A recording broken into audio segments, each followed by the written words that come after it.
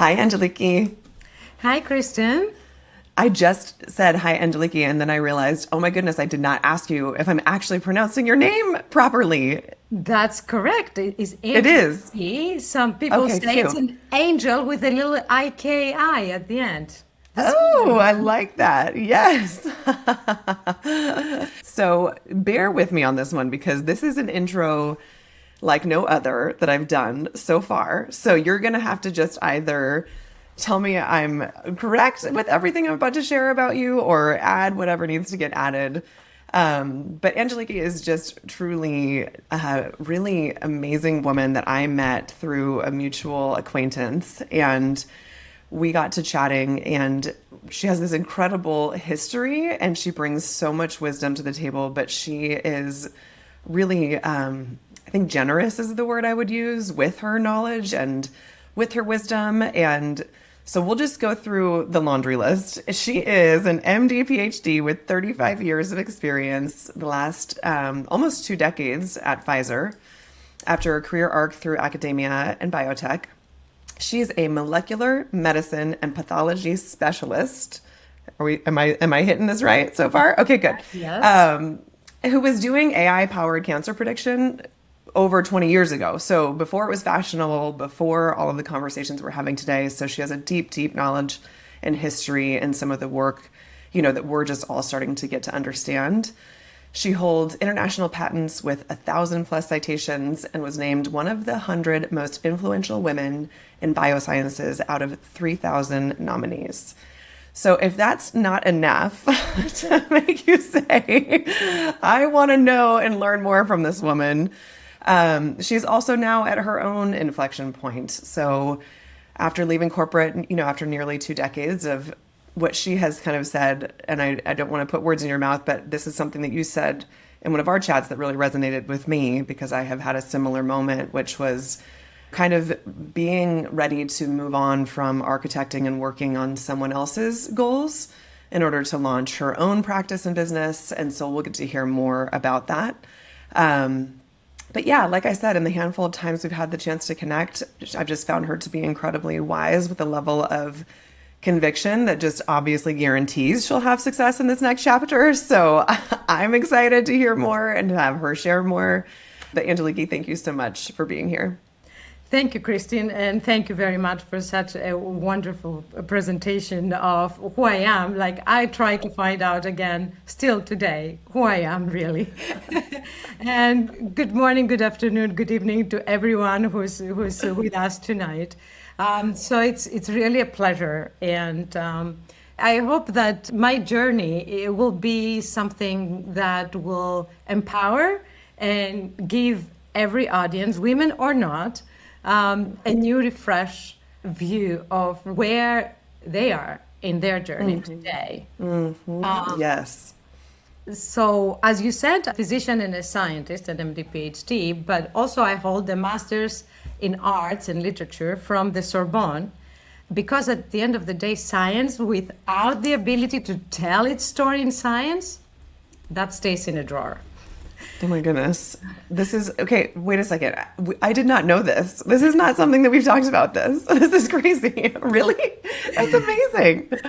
Surprise, right? Like I Yes. Well, she's got more layers. There's more. So I came to this country from Greece on a sabbatical during my last year of residency. I came alone. I started from zero. A new country, a new system, everything built from scratch. However, in less than 6 weeks, I made 2 scientific discoveries significant enough that the US government granted me extraordinary ability designation in the science.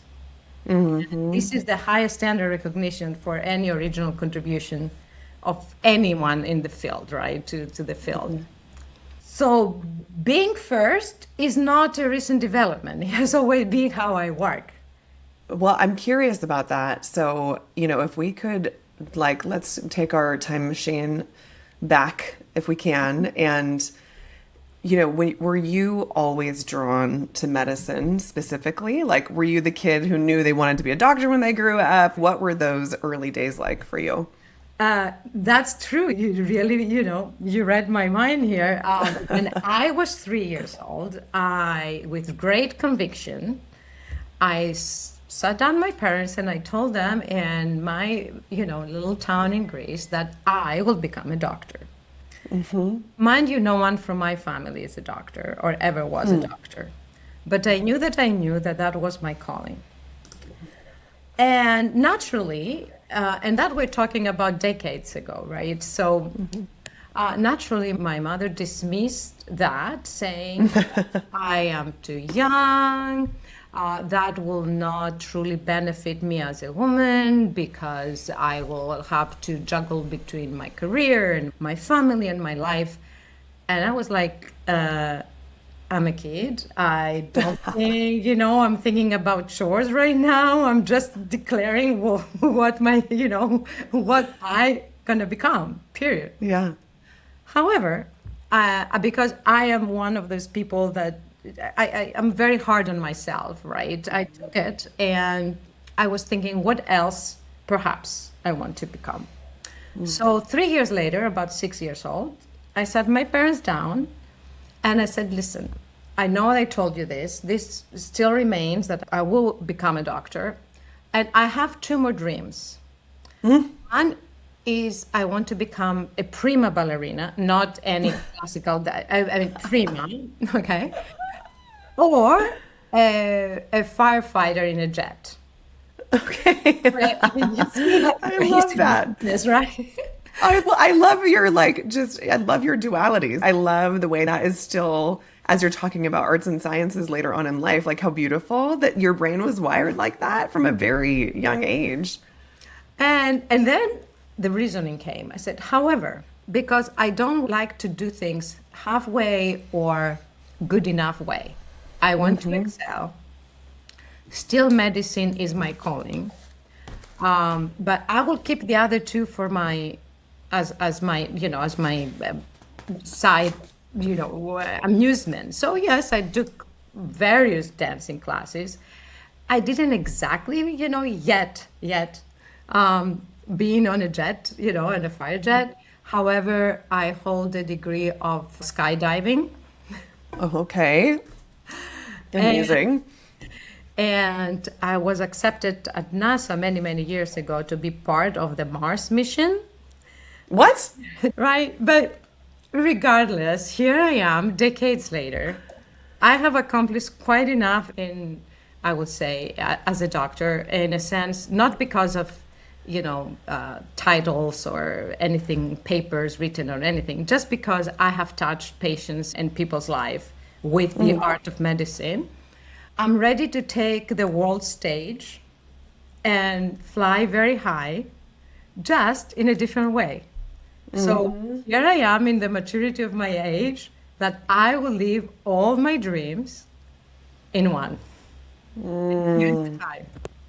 Oh my gosh. Well, I want to hear more about that kind of like moment when you realized it was time to make that pivot. But I'm deeply curious about 3 years old, you having that level. I mean, and the fact that you can also remember that. I think some of my first actual real memories were much later in my childhood. So the fact that you can recall these things, like, do you have any sense of what inspired you at such a young age if you didn't see it in your family or anything close to you?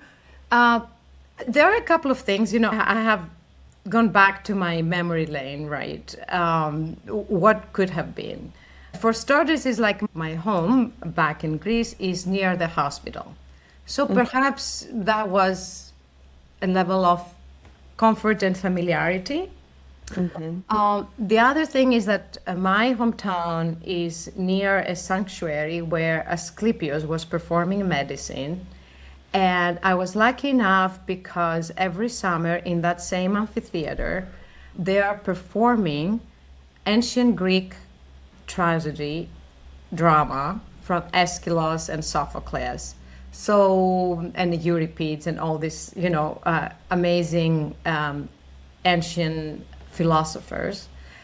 And so since I was 3 years old, I was sitting on that same stones that they were heated from all the sun during the day in the middle of the night after sunset to see those performances in that sanctuary.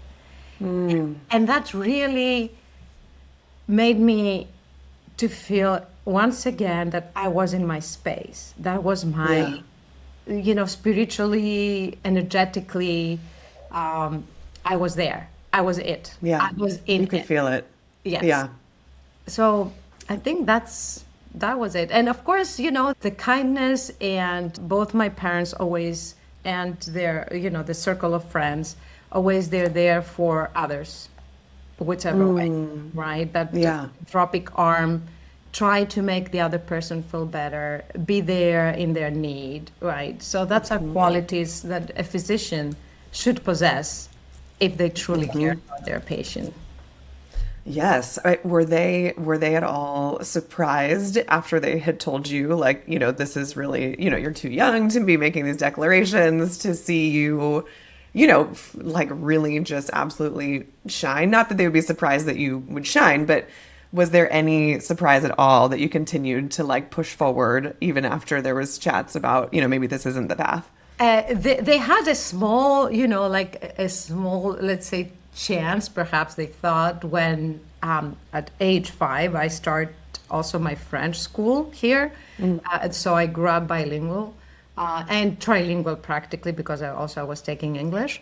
However, every summer when I start studying, the arts and the music and everything in Sorbonne, they thought, oh, maybe she will change her mind. At least she will be, she will go to that direction. Until I told them that was an add-on to how I view the art of medicine. Yes. Yes. Say more about that. How do you think that education has continued to kind of influence the way you think about how you practice medicine, and how this intersection of arts and sciences, I think, is such a beautiful but kind of an untapped area for a lot of folks, right? Most people kind of live in the either or. They don't live in that, the pulling of the two worlds together. So how has that influenced the way you think about your scientific and medical work? So my theory is the mind is like a parachute. It works better when it's open. Oh, I love that. Oh my gosh. Yes. Okay, so listen to this real quick. Every woman, I feel like, has a t-shirt that needs to come out of this conversation, these interviews, and that's yours. Thank you.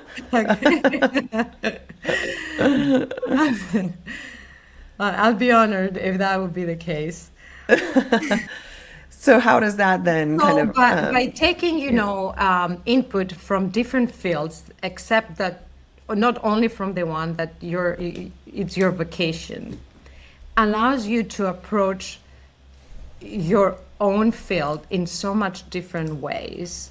Yeah. And as I said before, medicine is all about communicating to a patient, communicating to the scientific world, link the dots together to fill the story, right? And that's what my master's in Sorbonne, because art, in my mind, is that exactly the connective tissue of how you build a society, how you build the culture that surrounds you.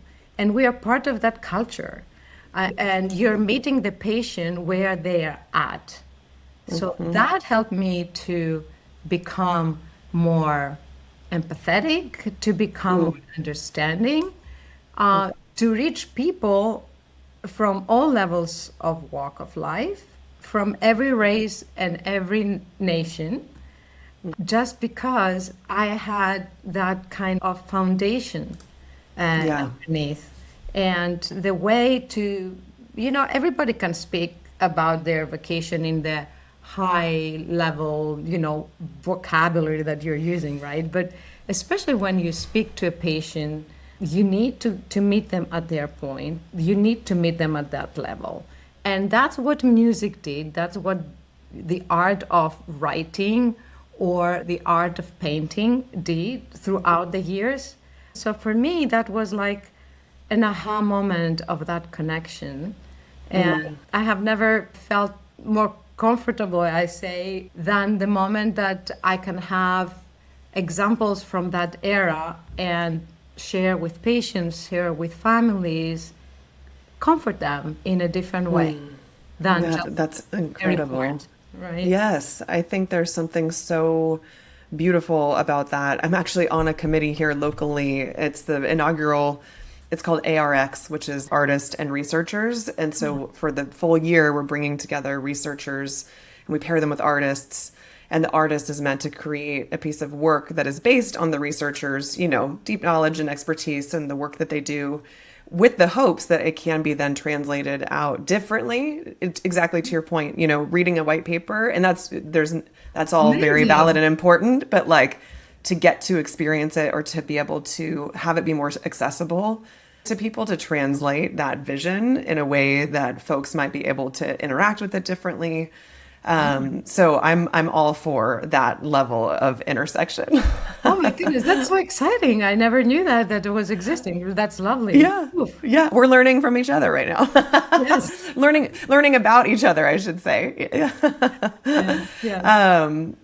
So I would imagine, pharma and biotech at the executive level, because you climbed the ladder, for lack of a better term, pretty quickly, and you spent a lot of your time in these executive spaces.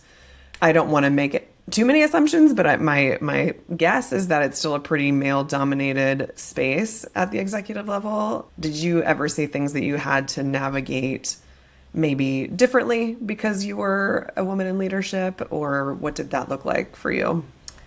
It's indeed is true, right? I was not one of those people that I was thinking to climb the ladder or trying to impress anyone. I was a person of dedication and do the right thing for my department, for the corporation, for the patients, always patient-centric. Yes, that world is pretty much male-dominated, and the structure that exists, it's not meant for women to be in the room. Or if you are in the room, somebody's taking your work. Usually a male or a female that sees you as a competitor and take it and run, right? And one thing that I would like to say to our friends here is that, and to myself actually, like I keep reminding myself that don't wait for someone to offer you the position or invite you at the table. Right moment is now. Pull the chair and sit on that table.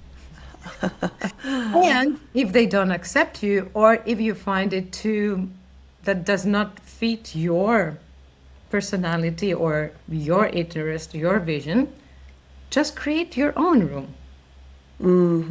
Yeah. And welcome people on your table.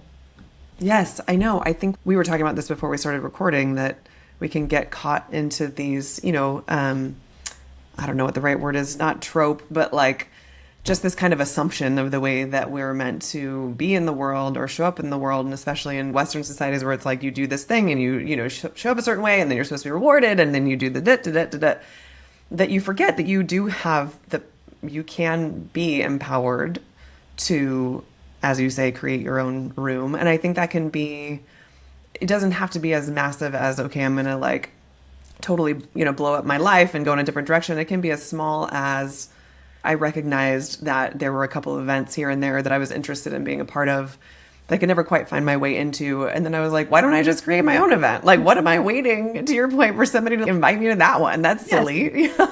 Let's do my own. Thank God, there's plenty. And, the more you're stepping away from that, how can I say, structure, right? Then the easier it is for you to see the other patterns. Yeah, I totally agree. Yeah. I don't know, we just lost your background, which is so funny because now we have different backgrounds. So if anybody notices a difference. Okay, I have no idea what happened. It's okay. It's still a great background. Okay. But now we don't have you at all. You're totally gone now. Okay, there you go. There we are. It's all good. It's perfect. Perfect. now we actually feel like we can be in Greece with you right now. So I'd much prefer that. So when you say, make your own room and pull up your own seat, how did that manifest for you while you were still in those spaces? Or do you feel like that's kind of a shift that happened as you had the realization that it was time to move into a different season of life? Actually, today I'm not in a hurry to move anywhere or to be somewhere or show up anywhere, right? I'm building as the decision had been forming long before the timing was clear. Yeah. It's not, you mentioned during the introduction that I was building the AI, 20 years ago for cancer predictions. And I had also founded a couple of, I don't know, almost like 15, 16 years ago, a small biotech. And these are things that they were calling me back. The AI moment was arriving. The ceiling was becoming visible. The restructuring was coming. So the timing made the timing, decisive, not the decision itself, right? It was almost like a relief, not a loss. The chapter of who I was and performing how I was, not who I was, how I was performing, had ended at exactly the moment the next one was pulling me back in. And so this was not a leap for me. It was a recognition that what I have been building in parallel for 30 plus years, and even before that, right, of who I am and what else I'm bringing with me, was ready for my full attention at this time. For the first time, it was me in the driving seat. Okay, you have to give us a little bit more about what you mean, how you were performing who you were. What do you mean by that? So another aspect, perhaps, I'm not sure if we had ever touched point on that, but when I came, in the country, and as I said, I built my career from scratch again because I had to get recertified, all these things. I was also 4 years later, I got married, I had a child, I got divorced 2 years later, and then for 12 years or so, I was a single parent while I was building my career. No, we have not talked about that. So I was the one accountable, and I gave everything I had, right? So it's not, that's what I'm trying to say, is what you're bringing, with you. Who are you? Because to me, it didn't matter if it was a regulatory submission, a board meeting, I don't know, a new discovery, you name it, right? It was my credibility that I was building, and something that is portable, right? It's me. And so it was the same type of conviction when I said 3 years old, I will become a doctor. The same conviction came, I will become the best as a mother, as a scientist, as a medical doctor, as an executive, as, right? And I stopped waiting for the conditions to be right, because the conditions were never right for me either, right? The rest follows when you stop asking that permission that we are talking about. Yes. Yes. Oh my gosh. There's so much there that I want to hear more about. I think you just said building something that was you the whole time. And I think there's just this really interesting moment happening right now. And I'm noticing in more and more of my conversations with like mid to later career women who are kind of having this recognition that there's finally this moment to look back and go, okay, like there's a wisdom that can come from seeing the history and the patterns and what's built you to the place that you're in today.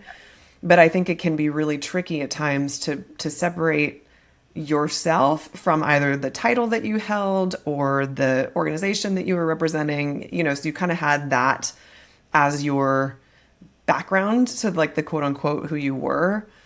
But it sounds like you were pretty aware at a younger age that you were building something that was you, not just in service of the institute or the industry that you were a part of. Do you think that was something you were aware of at that time, or is that more now that you're looking back that you can see that? I knew that I had that how can I say, that thirst, right, to learn more, expand my horizon more. And that was also part of me study, 4 languages, right? And because I wanted to, when I visit a country, to be able to speak with the people there, to understand their own nation. And as I said, my arts studies was not a detour from medicine. It was the other half of the same education. How to think rigorously and how to make what you think land. And so everything I have done since then had required both. If I look back to my journey during my residency, during my journey to the US that ended up staying there, and 30 something years in the healthcare. So I have done since everything that had to require both of these elements for me. Let's say the regulatory submissions, the board presentation, the legal strategy, the podcast conversation, right? Like now, none of that works without the ability to translate complex matters or complex evidence in the case of medicine, into something a room can act on. Soft skill, that is the hardest skill there it is. And the reason is because it's a seed that you put some years back, waiting for that to grow, and then you just reap that wisdom that you have gained. Totally. Do you think that I wonder if it requires a certain level of curiosity, though, to even be ever like maybe presence in order to see when that's flowering? I think, maybe sometimes because we're moving so fast, things can be flowering all around us and we have no idea that it's spring. It's like we can't see it because we're just so, and I say this based on my own experience, which was, after years of like being pretty tunnel vision on go, go, go. I don't even know what I was driving towards. I was driving towards something, but it was like, just keep going, Yes. It feels like I'm in a different season of my life now where I'm able now to see things a little bit differently. I can see that, this thing that's happening right now is from a conversation I had a decade ago or a relationship I had a decade ago. But I wonder if it requires some exercises to like be able to be present in that. Or do you think that that's something that you've always been aware of, that you can kind of see as things are blooming and how to kind of reach out and take advantage of the opportunities? It sounds like you were very like aware most of your career. I'm not sure if I was aware, like in the fullness I am today, right? And thank you for opening that conversation today, because I believe every conversation you have with anyone, it leaves an imprint on you. Even in the moment at that moment, you have not realized that is an important imprint, or is something that you will find it later in your life in front of you. So that I was enough aware that when someone told me something, I will take it or leave it. Of course, doesn't mean anything that someone tells you, you have to carry it with you. Filter it. If it's for you, fine. And actually later on, refilter it again, 10 years later, years later, whatever the case might be. As I said, you grow and you grow more wiser. So I was something that I had a tendency of re-examining myself. What do I need? Do I need this to carry with me? You said something to me that perhaps make me very happy or make me very sad, whatever, depends what it was. Is that who I am? Is that what I want to handle? It's like the performance review. You have a manager that tells you like how, I don't know, inadequate we are or how wonderful you are. And you say to yourself like, but no, like I did one way or the other, right? So is Yes. that define who you are professionally? Absolutely not. Yeah. Absolutely not. But we are accustomed, the system Yeah. wants us those things to really take them seriously. I'm not saying not to be professional. I'm not saying not to Of course. strive for excellence and do above and beyond whatever you need to do. But remember that the most important asset is yourself. Yeah. And the Yeah. truth to yourself is the most important thing that you can hold really very tight. Totally. Well, I think you're saying there's more to the story, right? Like it's not just these things. Of course, we have to take into account the system that we're in and, be a part of that, whatever. But what I hear you saying is your performance review is not the whole picture of who you are as a professional. And yeah, I think it can be really easy to fall into that and allow that to speak into who you are. It's like it creates a version of who you are. I found over the last few years as I peeled back my own layers to go, oh, I had been telling myself a story for a very long time based on how other people perceived my value. And it's not to say that wasn't valuable, but I certainly now recognize it wasn't the whole story. And I Yes. spent many years believing that to be the full truth. And so I think being able to ask yourself some of those questions. I wonder if there were ever any questions you found yourself asking, as you kind of started to get closer and closer to this moment of, it's time to shift and pivot. Did you find yourself in any kind of uncomfortable conversation with yourself? With myself all the time. I mean, seriously, it's something that if anyone who wants to thrive, and when I mean thrive for yourself, right? Not thrive for others. Right. You need to have those uncomfortable, so to speak, conversations with yourself because only through them you are gonna grow. There's no Yeah. other way to grow, right? I mean, Yeah. we prune our trees and our flowers in our gardens. How much more ourselves? That's right. Yeah, exactly. Yeah. It's not fun, right? It's not fun, but when you get through and you are on the other side, it's so beautiful. It's so spacious. It's so juicy. I don't know how to express it, right? It's like whatever you Yes. dream.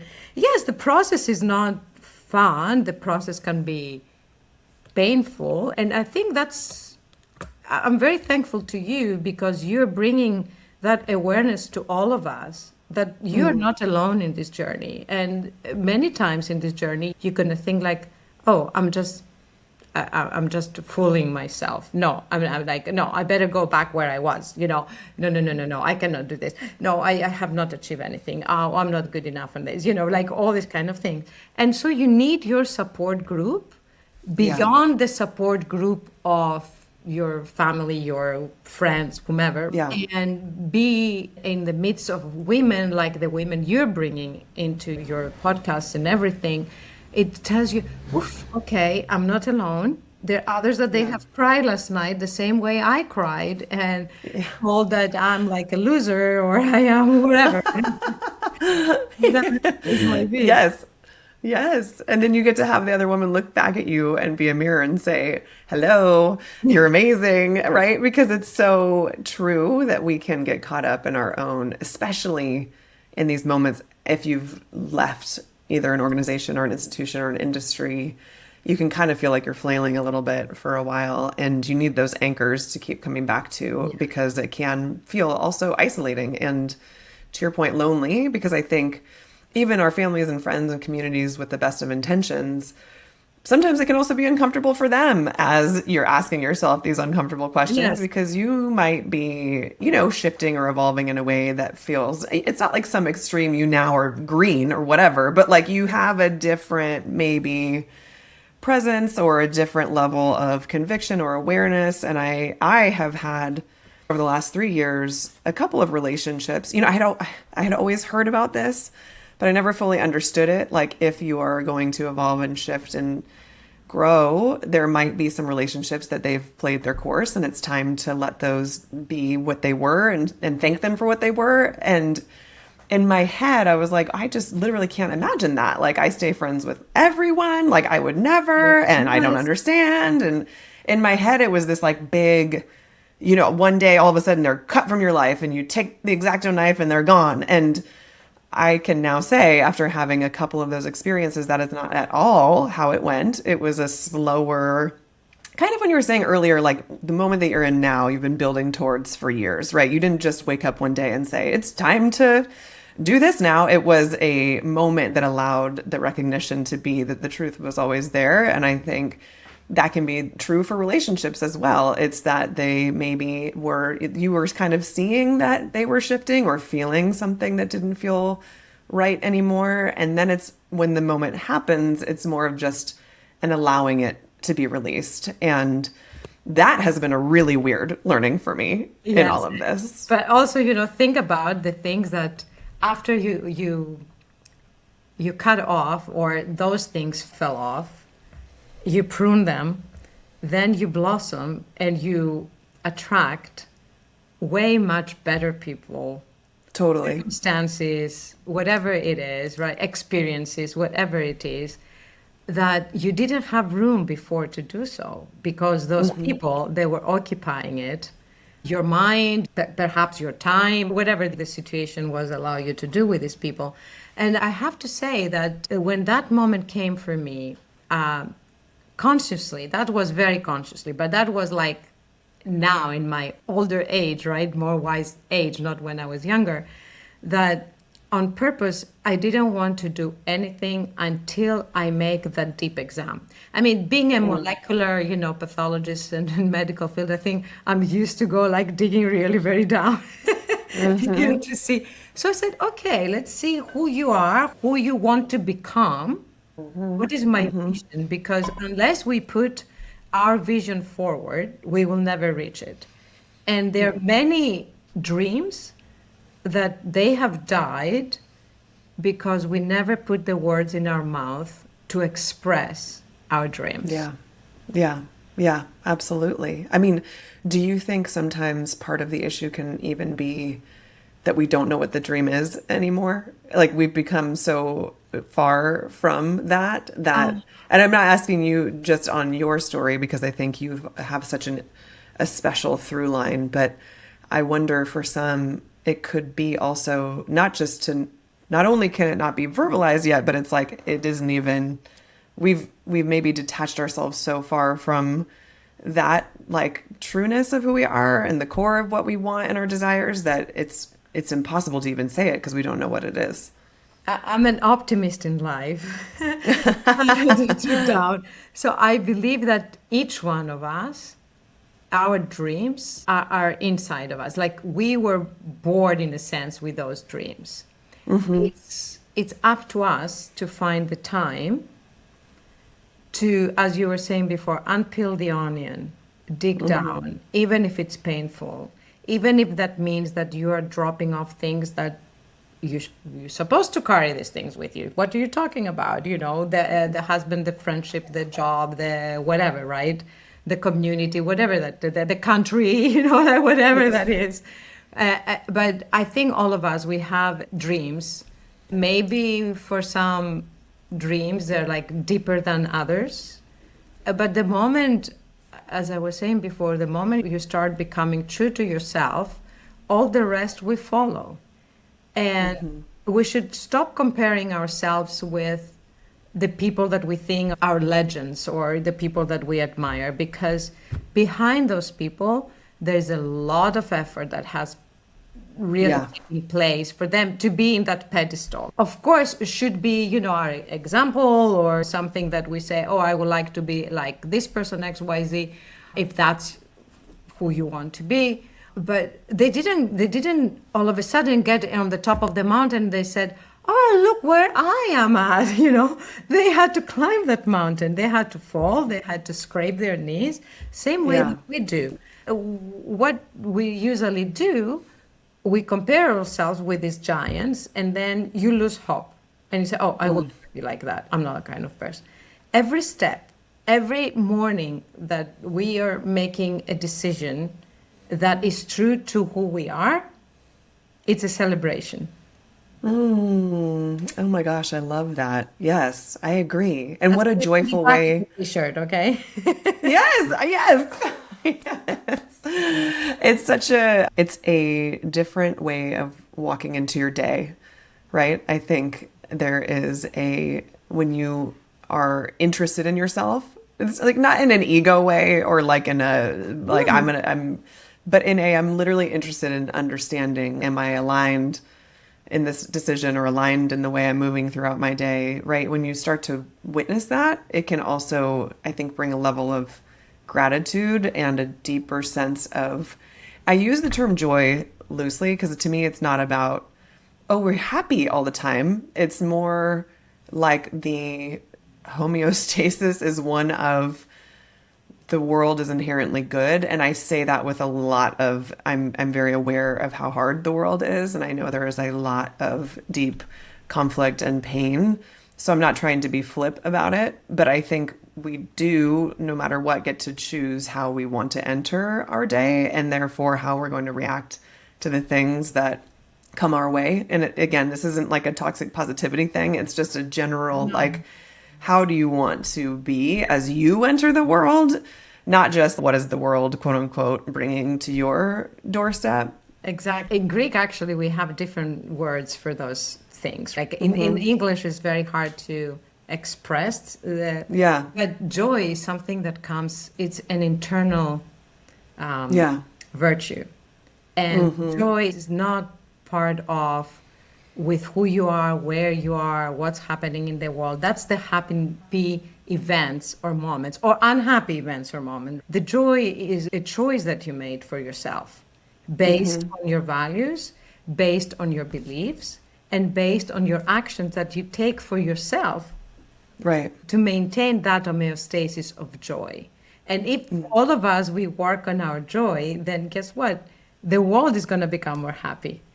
I agree. I think I have noticed as I have entered this newer season of my life, I've always been one to like want to talk to strangers, and I think everyone's my best friend, but like, I think just in general, I am going to greet you with a smile. I'm going to assume the best until you show me otherwise, right? Which some people would say is gullible or whatever, but I think it's just the way I want to be. It's the way I want to show up. But, it doesn't mean that, I hear you about vulnerability, right?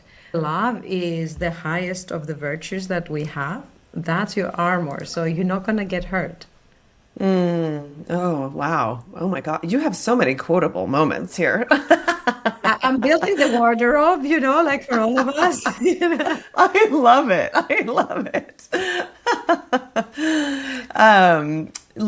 I want to make sure we don't lose the opportunity to talk about the moment that you're in now. Like, what are you most excited about? Not necessarily what's the 5-year plan, but like what in this moment are you being drawn to? Are you excited about? Are you just like, this has got me amped right now? So the most exciting aspect of this journey is, first, I found my new self. In a sense, I found my old self. What I'm trying to say, yes. That same conviction that I had when I was 3 years old, and I said, that's what I will become, that's what I want, and this is my rest of the dreams, and I'm going to chase all of them. As I told you, I'm going to take the world change. I'm going to fly high, right?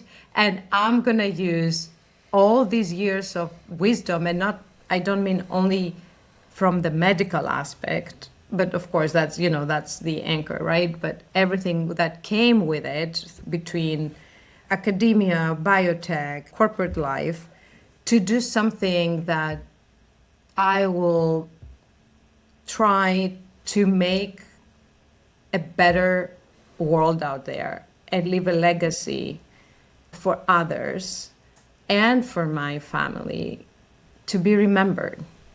And only when you touch people's lives and you are able to serve the others in a way that it is an ease for them, whatever that ease you provide, I feel that's a life fulfilled, right?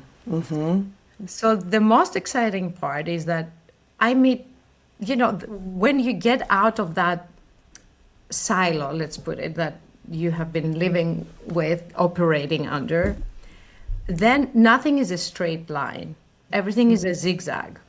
Yeah.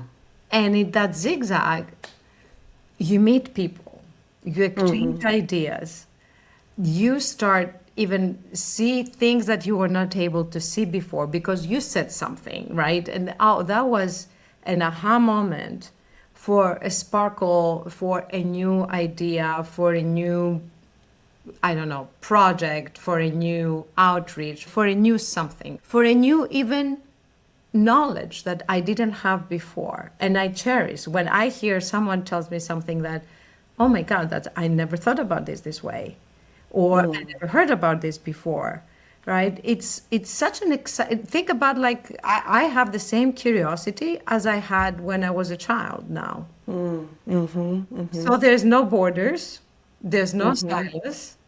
I cherish every conversation I have with every person that I meet. And so it's, I'm growing. And that's healthy, growing. Yes. Yes. I think, yes, I'm with you 100%. One of the unexpected, beautiful things in kind of shifting into a new space is that it opens, if you allow it, it opens your world up in ways that you could have never expected. And you, to your point, you meet people, you come across people, you get to be in conversations with people. I mean, this is a really bad example, but I'm gonna use it anyways, because like when people talk about LinkedIn and it's frustrating and annoying, and I agree with all of that for a lot of reasons. And I've met some incredible people just by being in conversation in a platform that I would have never engaged with a few years ago, right? Like I was literally hell-bent on never using it. And now I'm like, okay, I'm going to just try it. Let's see what happens. I don't need to be wedded to it. It doesn't need to be part of the strategy, but let me just try it. And I think until you allow yourself to try it, then you're not going to know whether or not it works for you. And you may not, I mean, one of the few of the people that I've had on this show are because of a conversation on LinkedIn, so you just never know. So with us, right? The same thing. Like if you have taken, we had this conversation, let's say March, I would tell you absolutely not. I am not using LinkedIn. Nobody wants to hear what I have to say. Absolutely. And I would just give you an example. This week alone, one of my posts has reached more than 7,000 people. Wow, that's incredible. Okay, me that in March, I would have said to you no and no. And even here today, because through a friend who connected us to LinkedIn, and we say, hey, can we find some time to touch base? And here we are talking about things beyond our own comfort zones, having, the possibility to touch someone out there that today they feel down, they feel puzzled, they're feeling that that's it for them. There's no more dreams to chase. There's no more, places to go. And I hope through our discussion today is just someone out there will have a smile in their face by the end of it and say, yes, I have a dream. Oh, I mean, I'm smiling because of hearing you, so I can only imagine there are plenty of others that are as well. I usually end with a question, but you've kind of answered it already, but I will pose it back just to see if you want to like double down on anything or refine. But okay.